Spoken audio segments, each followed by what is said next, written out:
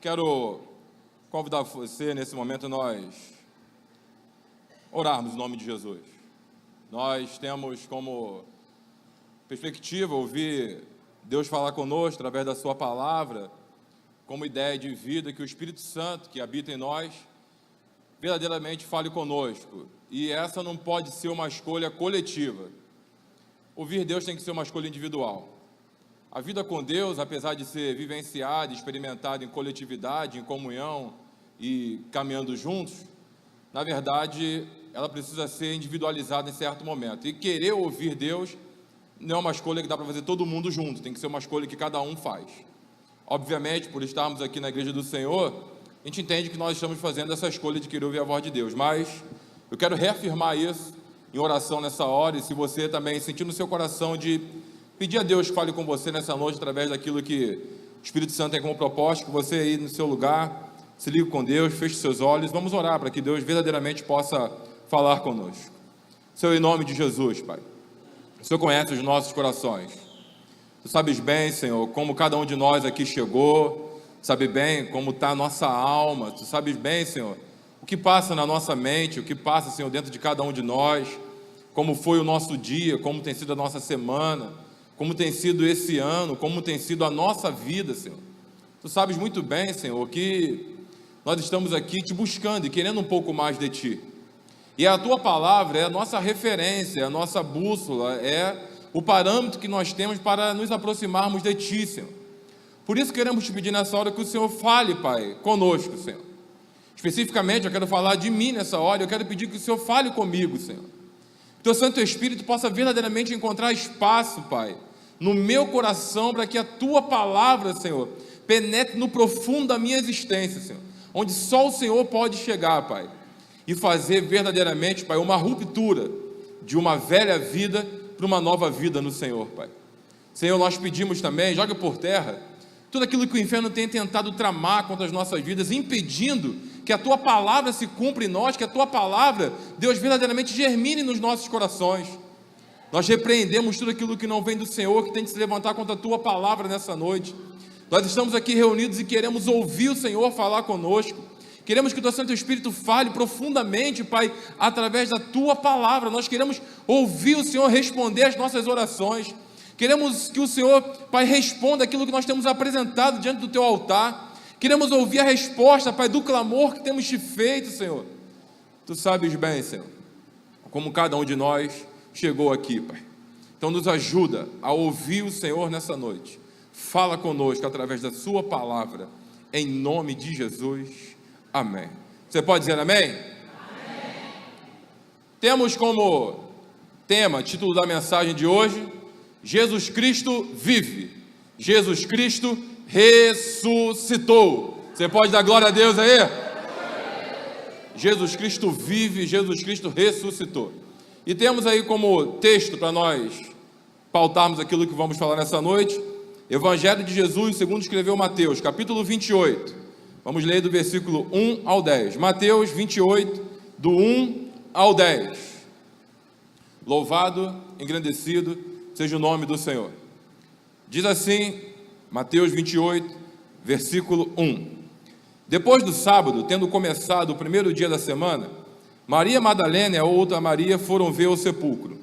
E eis que sobreveio um grande terremoto, pois um anjo do Senhor desceu do céu, e chegando ao sepulcro, rolou a pedra da entrada e assentou-se sobre ela. Sua aparência era como um relâmpago, e suas vestes eram brancas como a neve. Os guardas tremeram de medo e ficaram como mortos.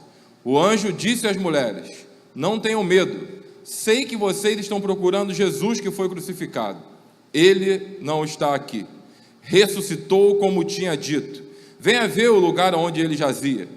Vão depressa e digam aos discípulos dele: ele ressuscitou dentre os mortos e está indo adiante de vocês para a Galileia. Lá vocês o verão. Notem que eu já os avisei. As mulheres saíram depressa do sepulcro, amedrontadas e cheias de alegria, e foram correndo anunciá-lo aos discípulos de Jesus. De repente, Jesus as encontrou e disse: salve.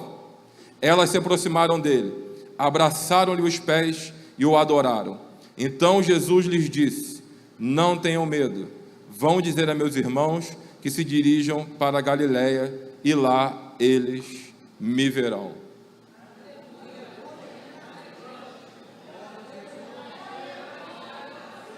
Ele vive.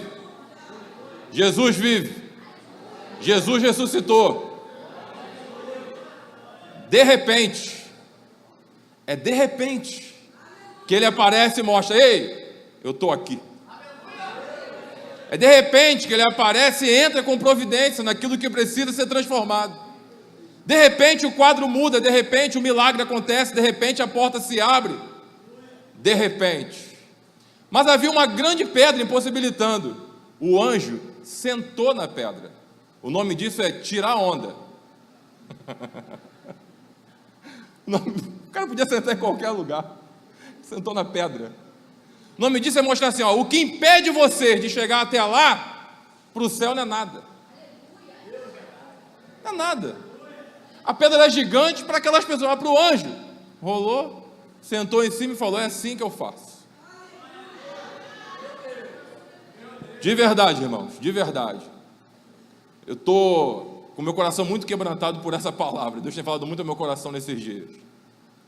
E eu quero compartilhar com você, na verdade, a perspectiva cristã desse momento da história de Jesus.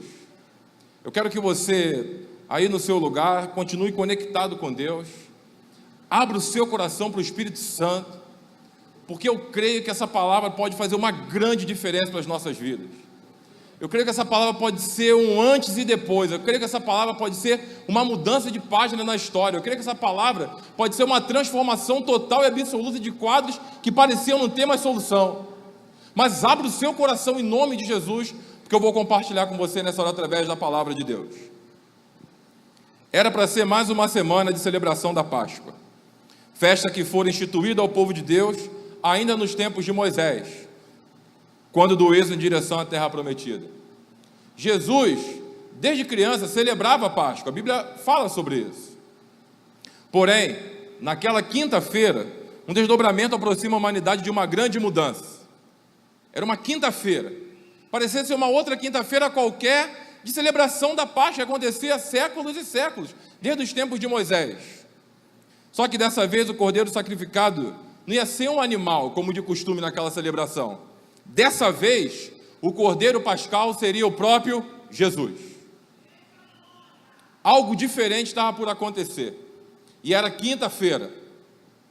Estavam todos os discípulos reunidos. E a Bíblia diz que aquela foi a Páscoa que eles ali se assentaram juntos com Jesus. Aquela imagem da última ceia. Aquela imagem da última ceia de Jesus com seus discípulos é a Páscoa que eles estão ali celebrando. Judas sai para trair Jesus. Não é uma noite fácil. Jesus vai para o Getsemane orar. E lá no Getsemane, na sua oração, a sua angústia diante do que estava por vir era tão grande que Jesus chega a transpirar sangue pelos seus poros.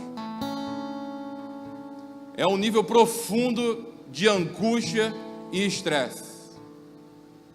Quero que você pense comigo que ele não precisava passar por isso. Ele nunca pecou. Ele nunca errou. Ele não precisava se colocar nessa posição. Mas havia nele um amor incondicional por nós. E o que fazia Jesus estar ali no Getsemane, orando, angustiado, pedindo a Deus Pai que, se possível, afastasse dele aquele cálice, mas logo no momento, na vírgula posterior, ele diz: que seja feita a tua vontade. O que fazia Jesus estar ali era o amor dele pela humanidade. Judas chega naquele jardim com os guardas para prender Jesus. E ele indica quem é Jesus com um beijo na face. E Jesus chama ele de amigo.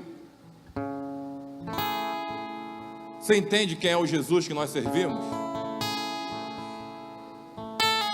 Primeiro, que ele precisou ser indicado quem era. Isso indica pelo menos que não havia nenhuma diferença dele em relação aos outros, de como ele se portava e se comportava no meio dos outros discípulos. Quem é o Filho de Deus? Tem que indicar quem é. Ele não fazia nenhuma questão de aparecer sendo mais do que os outros. E quando ele chama Judas de amigo, você consegue imaginar essa cena? O que faz Jesus chamar Judas de amigo é quase que um clamor pela vida de Judas. Amigo. Tanto tempo que nós convivemos, e é assim que essa história vai acabar. Jesus é preso. E começa naquela noite de quinta-feira, já quase indo para sexta-feira, as humilhações. Jesus é humilhado. Dão um tapa na face de Jesus. E ele, como uma ovelha muda, não fala nada. Ele não precisava passar por isso. Estamos falando de Deus. Estamos falando de alguém que não tem muito poder. Estamos falando de alguém que tem todo o poder. Bastava um piscar de olhos de Jesus e tudo mudava.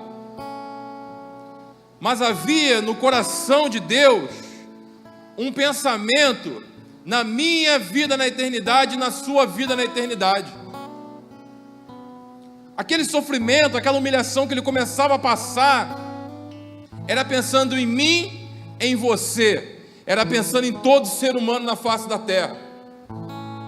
Porque Deus amou o mundo de uma tal maneira que deu seu único filho, para todo aquele que nele crê não pereça, mas tenha vida eterna.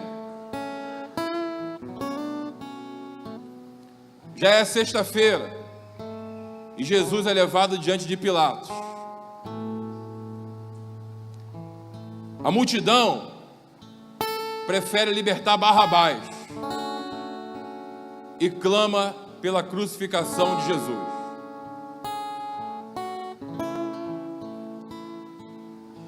Pilatos chega a perguntar: o que é a verdade? Jesus é a própria verdade.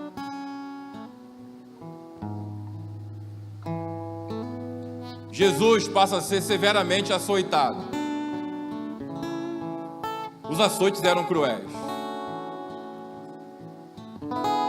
Eles usavam um instrumento chamado azorrague, tiras de couro, e na ponta preso ossos afiados e pedaços de metal. Jesus é colocado de costas para aqueles homens que vão açoitá-lo. E a cada chicotada, sua pele é um pouco mais dilacerada. Ele não precisava estar lá. O azorrague pega no seu ombro, pega nas suas costas, pega nas suas pernas. Sua pele já está esfacelada. Seu corpo já está fragilizado. Mas ele está lá por amor, por mim e por você.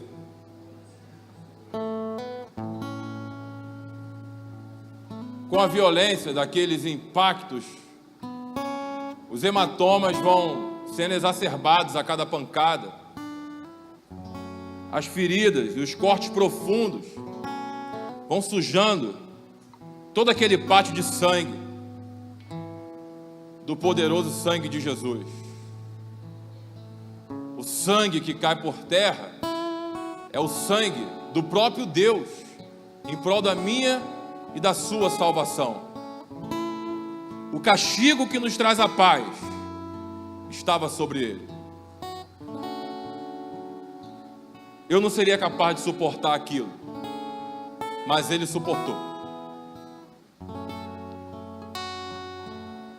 Os soldados zombavam de Jesus, escarneciam dele, debochavam dele, requeriam uma atitude dele, mas o olhar de Jesus é um olhar de amor.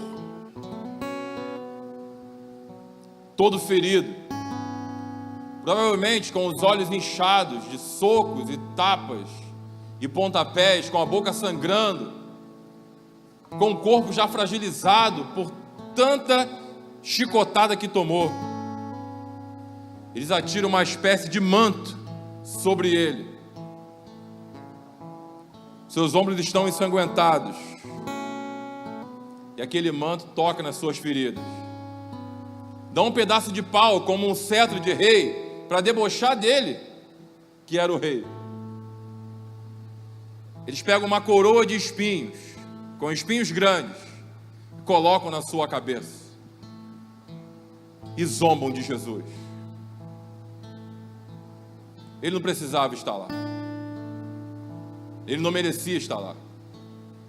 Mas por mim e por você, ele foi lá.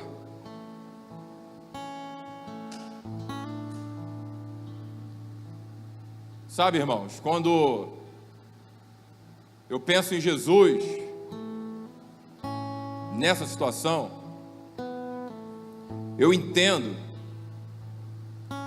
que o encontro com Cristo precisa transformar a vida. Porque tudo que ele passou não pode resultar em nada na minha vida, precisa resultar em alguma coisa, se professo que nele creio. Você consegue imaginar o próprio Deus, todo ferido, ensanguentado, com uma coroa de espinho na sua cabeça, rasgando sua testa e parte do seu crânio, cuspiram nele, bateram no seu rosto, debocharam dele, e ele, com profunda consciência de propósito para nos salvar, permaneceu ali. O que fazia Jesus permanecer ali era o amor dele por mim e por você.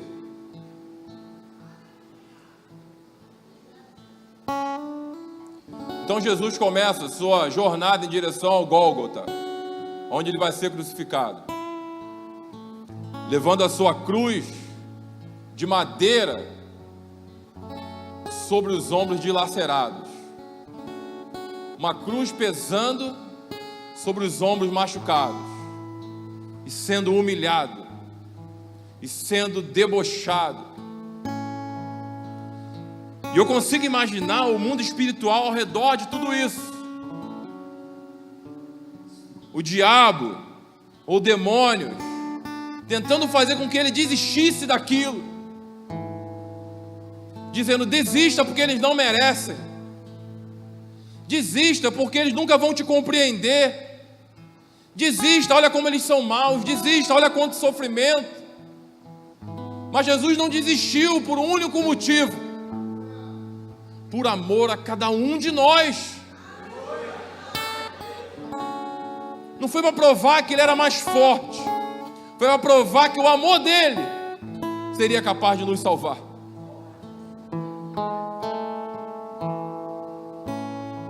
Era uma caminhada de quase 1 quilômetro.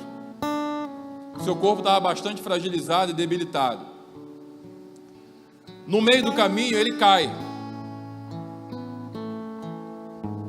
E um homem é chamado para poder o ajudar, chamado de Simão Cirineu, e ajuda Jesus a carregar a sua cruz em determinado momento. Jesus chega no Gólgota. É oferecido a ele uma bebida, uma mescla de alguns produtos para aliviar a dor, mas ele não aceita. Jesus está consciente e se recusa a beber aquilo. É colocada a cruz no chão, esticam a mão de Jesus e um cravo de metal perfura sua mão, colocando ele na cruz. Esticam a outra mão, o outro braço de Jesus, machucado, dilacerado. E cada martelada daquela nas suas mãos evidenciava o quanto ele estava sofrendo por cada um de nós. Depois de ter suas mãos presas na cruz, os seus pés também são presos na cruz. A cruz está erguida. Ele não consegue respirar direito. o peso sobre os pulmões dificulta a sua respiração. Deus está na cruz.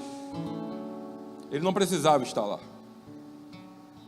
E lá na cruz, ainda escarneciam dele. E lá na cruz, poucas pessoas das quais ele ajudou e poucas pessoas das quais ele amou, poucas, estavam ao seu lado. Quase que totalmente desamparado. Poucas pessoas do seu convívio estavam lá. Entre uma respiração ofegante e outra, Jesus evidencia quem ele é. Quando ele diz: Pai, perdoa, eles não sabem o que fazem. Pai, perdoa o Rafael, ele não sabe o que faz. Pai, perdoa a atitude do Rafael, porque ele não sabe o que faz.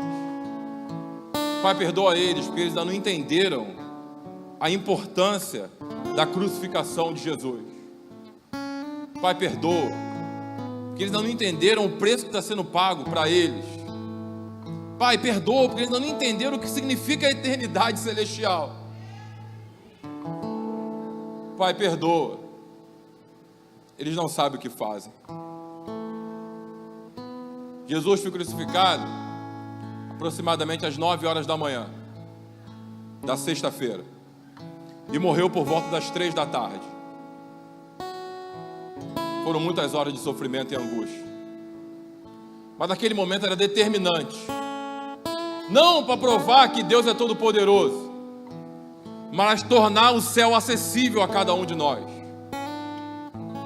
Por volta de meio-dia aproximadamente, já estava 3 horas lá crucificado, vem trevas sobre a terra. Afinal de contas, não é qualquer um que está na cruz, é o próprio Deus que está lá na cruz. E alguma coisa está acontecendo no mundo sobrenatural, alguma coisa está acontecendo no mundo espiritual. Há uma ruptura de tempo naquele cenário, há um grande temor de terra. E por volta de 3 horas da tarde, Jesus declara: está consumado. Ei, está consumado. Está consumado. Está consumado. Ele assinou um documento irrevogável. Ele determinou uma realidade que não tem como voltar atrás. A obra que está consumada é o céu aberto para mim e para você.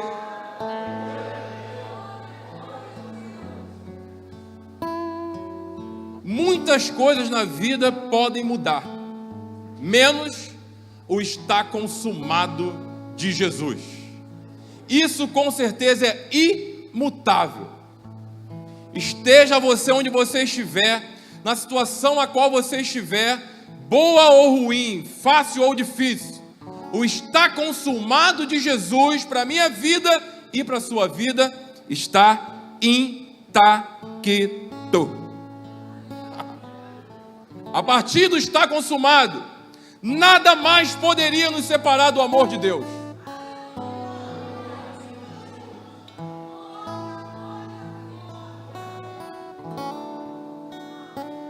Quando Jesus entrega o seu Espírito a Deus Pai, o véu do templo é rasgado. O véu do templo é rasgado. E quando o véu do templo é rasgado, há esse tremor sobre a terra que se tem ainda agora. A terra treme. O reino de Deus chegou. Prevaleceu sobre o mal, prevaleceu sobre a morte. O reino de Deus prevaleceu sobre o inferno. E a realidade espiritual do céu de glória agora está acessível a todos nós.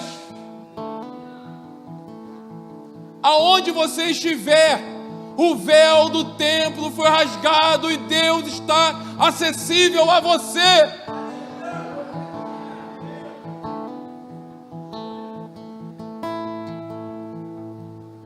a história da humanidade nunca mais seria a mesma. É antes de Cristo e depois de Cristo. Mas e a minha história? Na minha história também há esse ponto de divisão entre antes de Cristo e depois de Cristo. Realmente há uma ruptura com quem eu era e uma ascensão agora de ser uma nova criatura em Jesus, porque tudo que ele passou é para essa mudança de vida, é para esse nascer de novo, é para ser essa nova criatura cheia do Espírito Santo e orientada pela palavra de Deus. Ainda lá na cruz, após a morte de Jesus, um soldado ainda pega uma lança e transpassa ainda parte ali próxima à sua costela. A cena é emblemática porque sai água. É para ter uma certificação de que realmente ele estava morto. E ele realmente morreu. Depois disso, o corpo de Jesus é retirado da cruz e é sepultado lá no sepulcro de um homem chamado José de Arimateia. E assim termina a sexta-feira. Sabe que às vezes, mesmo na jornada cristã, na vida de homens e mulheres de Deus, parece que a vida termina na sexta-feira, que não tem mais jeito, que tudo agora acabou, Jesus sumiu, parece que nada vai acontecer, e às vezes há uma expectativa de que no sábado, no dia seguinte, alguma coisa vai acontecer, mas daqui no sábado da história bíblica, o que há um silêncio no céu e dúvidas permeando a terra. O que vai acontecer agora? Eles colocam homens para tomar conta do sepulcro, para ter a certeza de que ninguém vai lá pegar o corpo de Jesus e dizer que ele ressuscitou. Tem momentos da vida que parece esse tipo de sábado assim, onde Deus não está fazendo nada, onde nada está acontecendo. Mas se você não sabe disso, deixa eu te dar essa notícia nessa noite. Não ver Deus trabalhando em seu favor não quer dizer que Ele não esteja trabalhando em seu favor. De repente você não está vendo, como nesse sábado que parecia que nada estava acontecendo. A pedra está lá, tem um selo, tem um lacre, parece que não está acontecendo nada. Ei, está acontecendo alguma coisa em seu favor. Deus está trabalhando em seu favor. Acredite pelos olhos da fé. Deus trabalha em seu favor. Deus está agindo em seu favor, mesmo que seus olhos naturais não sejam capazes de observar. Deus está agindo em seu favor.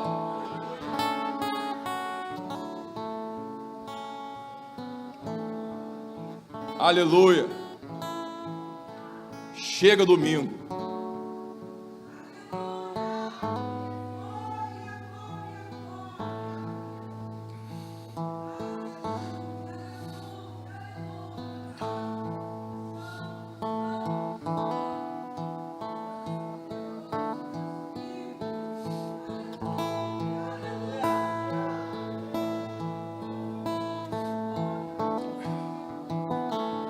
Acredite, vai chegar o domingo também pra gente. A vitória de Deus vai chegar na nossa vida. Se Ele não ressuscitasse, nada disso aqui existiria. Depois do sábado, tendo começado o primeiro dia da semana, Maria Madalena e outra Maria foram ver o sepulcro. E eis que sobreveio um grande terremoto, pois um anjo do Senhor desceu do céu. E chegando ao sepulcro, rolou a pedra da entrada e assentou-se sobre ela. Sua aparência era como um relâmpago, e suas vestes eram brancas como a neve. Os guardas tremeram de medo e ficaram como mortos. O anjo disse às mulheres: não tenham medo, sei que vocês estão procurando Jesus que foi crucificado. Ele não está aqui. Ele ressuscitou como tinha dito.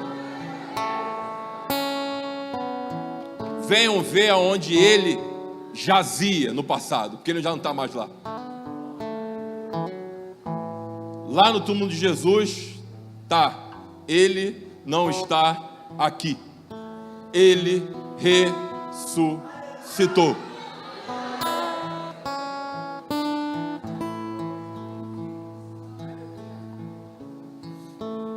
A fé cristã observa a Páscoa não somente pela aquela enebrecida tarde de sexta-feira e sombria, onde o próprio Deus está na cruz do Calvário.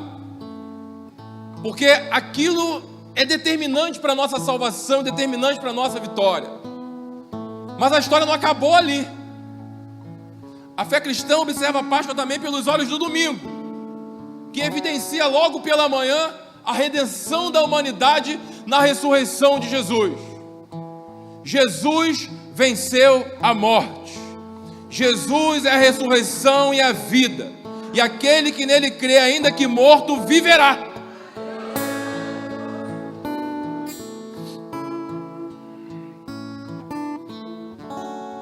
O domingo escancarou a graça de Deus em nosso favor. Era inacreditável que o próprio Deus morresse na cruz sofrendo tudo aquilo. Mas talvez mais inacreditável, que depois de morto, ao terceiro dia, ele ressuscitasse entre os mortos. E foi isso que aconteceu. Jesus ressuscitou. E a ressurreição de Jesus é uma espécie, um símbolo da nossa passagem de uma vida antes dele para depois dele. É uma passagem de uma servidão ao pecado para uma liberdade espiritual. É uma passagem de uma vida de enfado na alma para uma vida de jugo suave e fardo leve. É uma passagem de inferno agora indo para o céu. É uma passagem saindo do império das trevas para o reino da maravilhosa luz de Deus.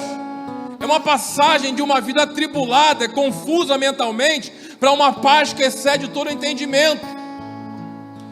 A ressurreição de Jesus nos dá a perspectiva da salvação eterna, mas também nos dá a perspectiva de vivermos nessa terra, tomando posse da vida abundante que o Senhor conquistou na cruz, para nós vivermos também aqui.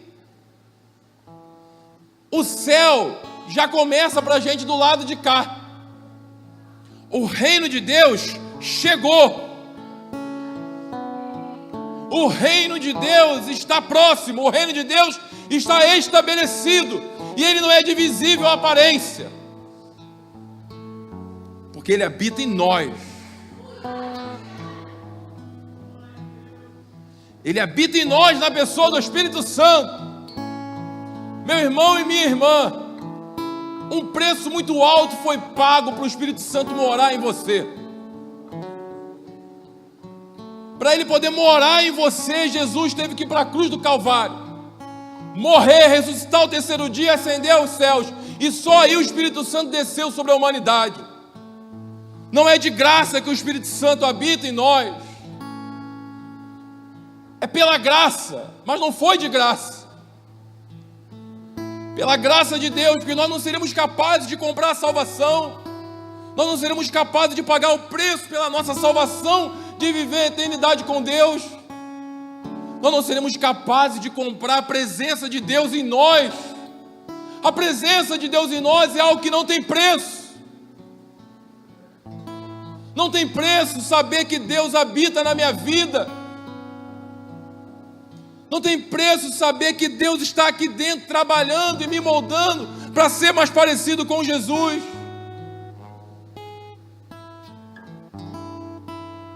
Por isso que a vida com Deus não é manipular Deus para conquistar coisas. Deus é o fim em si mesmo. Eu não procuro Deus para que Ele possa me dar alguma coisa. Eu procuro Deus para que eu possa ter mais dEle. E uma vez que eu tenho mais dEle, eu quero ter mais dEle. Uma vez que eu tenho mais dEle, eu quero ter mais dEle.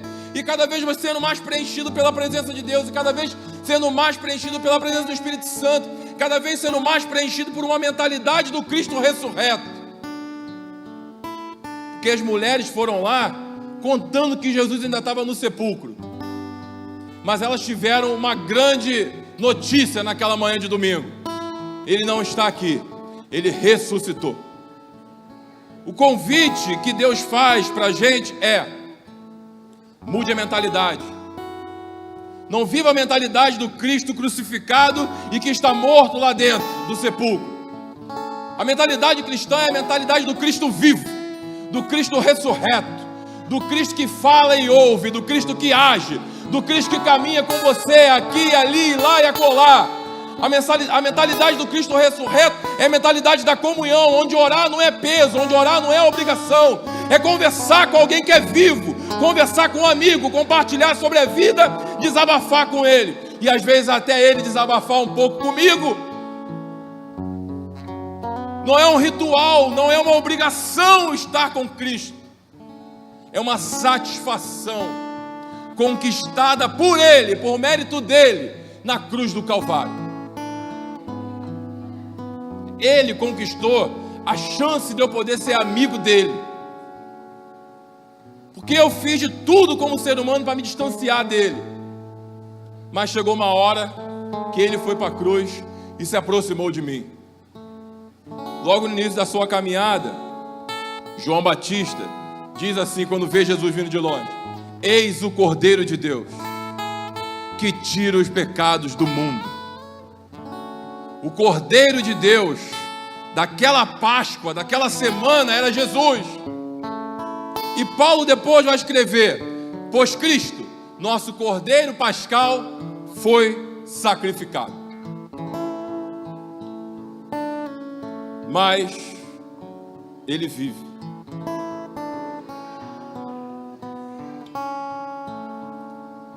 Eu acho que quase tudo do que eu falei provavelmente já tenha sido dito em algum momento, ou lido, ou visto, porque não é nada de novidade isso aqui. É a história bíblica. Mas sem viver isso aqui não dá para dar um passo adiante. Sem compreender e internalizar essa fé do Cristo ressurreto, não dá. Com Deus não dá. É preciso entender isso aqui, que um preço foi pago, um alto preço foi pago, para que eu pudesse ter a chance, por exemplo, de estar num culto na igreja.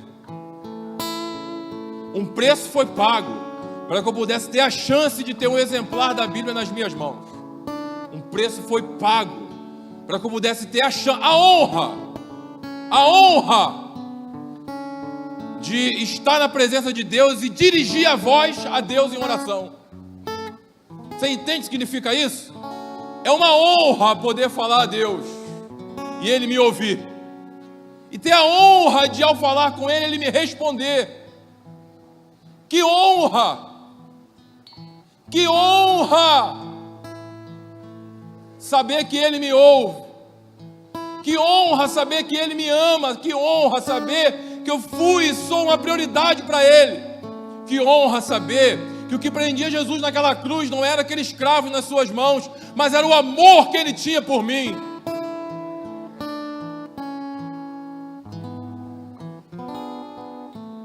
Realmente, irmãos, Jesus dividiu a história, né? Porque antes de Jesus havia um problema, a humanidade estava distante de Deus. Desde o pecado de Adão, a humanidade ficou distante de Deus. E por mais que Deus tenha levantado homens e mulheres durante séculos e séculos após séculos, o homem continuava distante de Deus. Mas Jesus veio e fez a religação do homem com Deus. Uma reconexão do homem com Deus. Nada mais nos separa de Deus, porque Jesus conquistou isso para a gente. Mas o grande problema é que, uma vez que essa reconexão está estabelecida, minha com Deus, através de Jesus, ainda assim empecilhos na vida tentam me afastar de Deus. Ainda assim, situações difíceis na minha vida tentam me afastar de usufruir do benefício de ser parte do reino de Deus. E eu quero orar com você nessa hora. Quero orar com você que entende que tem tido dificuldade de ter uma comunhão profunda com Jesus. E aí, irmão, para começar, já te digo, não vou chamar ninguém aqui à frente. Ninguém vai vir aqui à frente nessa oração.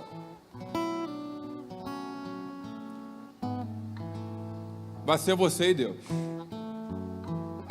Você sabe que tipo de situação você tem vivido e o quanto Cristo é vivo na sua vida. Eu sei bem que tipo de pensamento eu tenho. Eu sei bem que tipo de sentimento passa na minha alma. Eu sei bem que tipo de palavras saem dos meus lábios. Eu sei bem que tipo de coisas são colocadas diante dos meus olhos. Eu sei bem que tipo de atitude eu tenho. Eu sei bem o quanto eu estou em comunhão com Jesus. Eu tenho consciência disso. O quanto eu preciso estar mais próximo de Jesus.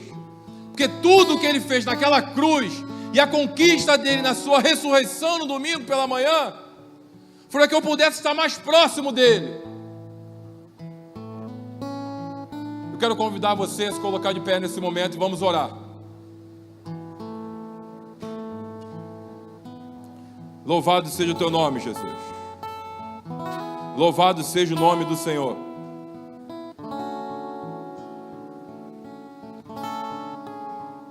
Aquela era para ser só mais uma semana de celebração da Páscoa, que começou na quinta-feira, Jesus com seus discípulos tomando a ceia do Senhor.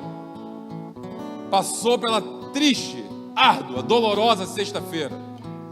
Mas naquela tristeza, em todo aquele ardor, em toda aquela dificuldade, o sangue derramado naquela cruz nos purificava de todo o mal, de todo o pecado. Passou pelo sábado da dúvida e do silêncio, da angústia. Mas no domingo, logo pela manhã, Ele ressuscitou. Ele vive. Ontem, hoje e eternamente.